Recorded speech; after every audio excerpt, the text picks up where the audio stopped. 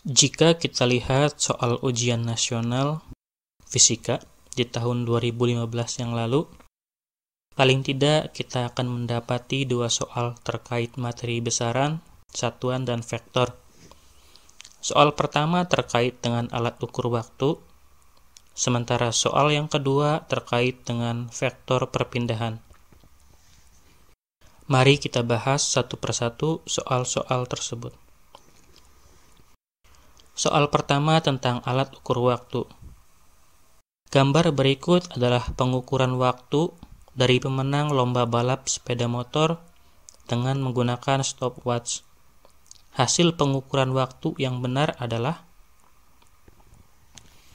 seperti halnya jam dinding yang sering kalian lihat, jarum panjang dari sebuah stopwatch juga menunjukkan detik. Jarum pendek di bagian atas stopwatch menunjukkan menit, sementara jarum di bagian bawah menunjukkan angka yang lebih kecil dari 1 detik, yaitu 1/10 detik. Jika kita lihat pada gambar stopwatch di atas, tentu kita bisa melihat bahwa jarum pendek di bagian atas telah melewati angka 26. Jadi ini mengartikan bahwa waktu yang terbaca adalah 26 menit. Jarum panjang di bagian tengah telah melewati angka 8. Jadi ini mengartikan bahwa waktu yang terbaca adalah 8 detik. Sementara jarum pendek di bagian bawah menunjukkan angka 5 dari 10 skala yang tersedia, yang mengartikan bahwa ini adalah 5/10 detik atau 0,5 detik.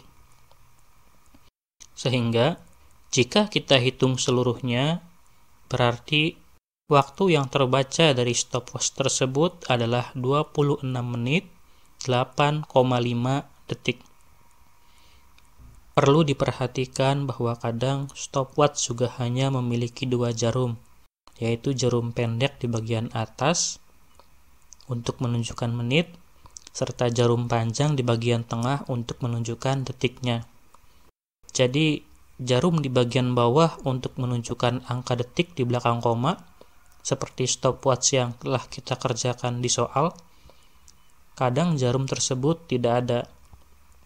Namun demikian, kita tetap bisa mendapatkan angka detik di belakang koma. Coba saja Anda perhatikan garis-garis skala yang ditunjukkan oleh jarum panjang pada gambar stopwatch 2 jarum berikut ini. Bandingkan dengan garis-garis dari stopwatch dengan 3 jarum.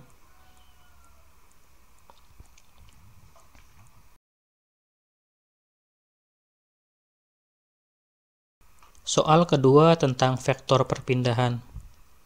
Sebuah mobil bergerak ke utara sejauh 80 meter, lalu melanjutkan perjalanannya sejauh 40 meter membentuk sudut 60 derajat ke arah timur, dan 80 meter ke arah selatan membentuk sudut 30 derajat terhadap timur.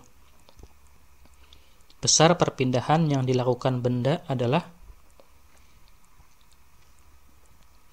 Untuk menyelesaikan soal seperti ini, langkah pertama yang harus kita lakukan adalah kita harus bisa menggambar arah mata angin dengan benar. Jika di dalam kehidupan sehari-hari kalian bisa membedakan mana arah barat, selatan, timur, dan utara, seharusnya menggambar arah mata angin ini juga merupakan hal yang mudah. Setelah menggambar arah mata angin, hal kedua yang harus kita lakukan adalah kita perlu menafsirkan gerakan benda berdasarkan kalimat yang diberikan di dalam soal.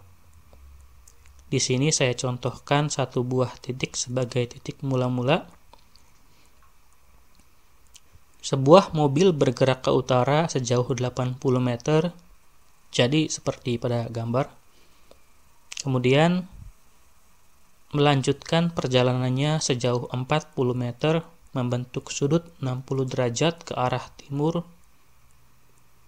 Nah, karena 40 meter ini lebih kecil dari 80 meter, jadi usahakan untuk menggambar garis yang lebih pendek dibanding garis yang 80 meter. Kemudian benda bergerak 80 meter ke arah selatan, membentuk sudut 30 derajat terhadap timur. Tampak seperti pada gambar. Gerakan dari benda tersebut hanya sampai di sini, jadi ini adalah titik akhirnya. Pertanyaan yang diajukan di dalam soal kali ini adalah perpindahan. Oleh karena itu, sangat penting bagi kita untuk mengetahui terlebih dahulu apa itu perpindahan. Perpindahan adalah jarak terdekat dari titik awal dan titik akhir. Hal ini pernah kita bicarakan di contoh-contoh soal tentang jarak dan perpindahan. Di sana kita belajar bahwa untuk menentukan jarak terdekat dari posisi awal dan akhir, kita sebenarnya cukup menarik sebuah garis lurus, kemudian menghitung nilai dari garis lurus tersebut. Jika kalian memahami tentang teorema Pythagoras, soal ini akan menjadi lebih mudah, sebab kalian akan bisa melihat sebuah segitiga siku-siku dengan sangat baik. Dari gambar ini, kalian akan bisa melihat segitiga di situ,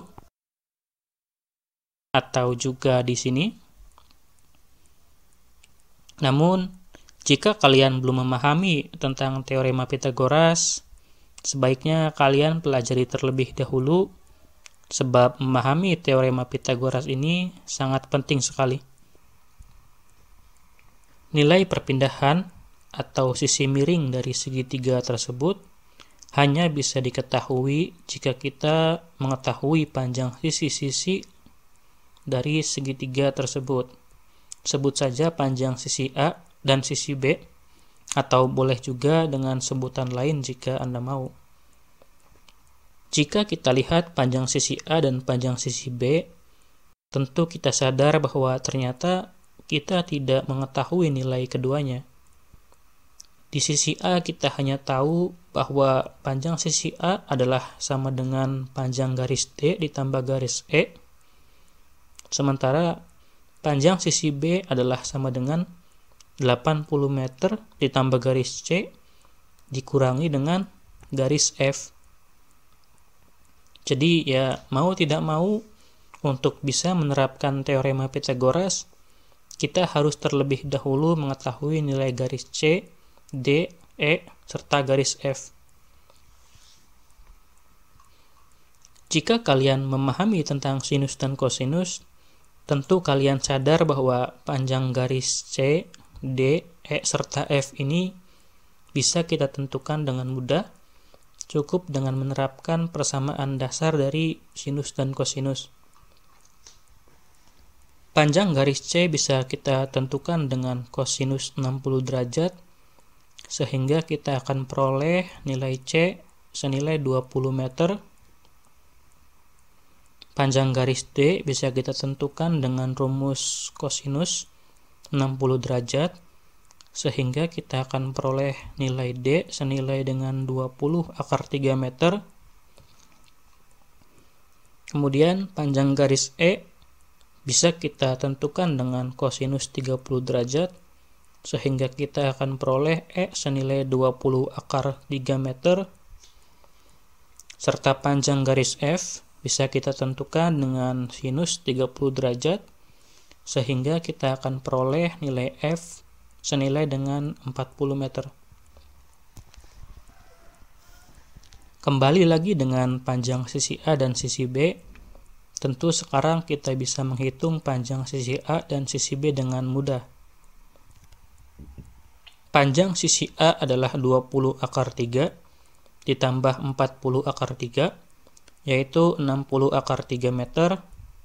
Sementara panjang sisi B adalah 100 dikurangi 40, yaitu 60 meter. Dengan menggunakan teorema Pythagoras, kita akan peroleh bahwa nilai perpindahan sama dengan akar dari 60 akar 3 yang dikuadratkan ditambah 60 kuadrat, atau senilai dengan akar dari 14.400 atau senilai dengan 120. Jadi Meskipun benda tersebut bergerak ke sana kemari terlebih dahulu, ternyata pada akhirnya benda tersebut hanya berpindah sejauh 120 meter saja dari posisi awal. Terima kasih telah menonton video ini. Jangan lupa bagikan video ini dan subscribe saluran ini.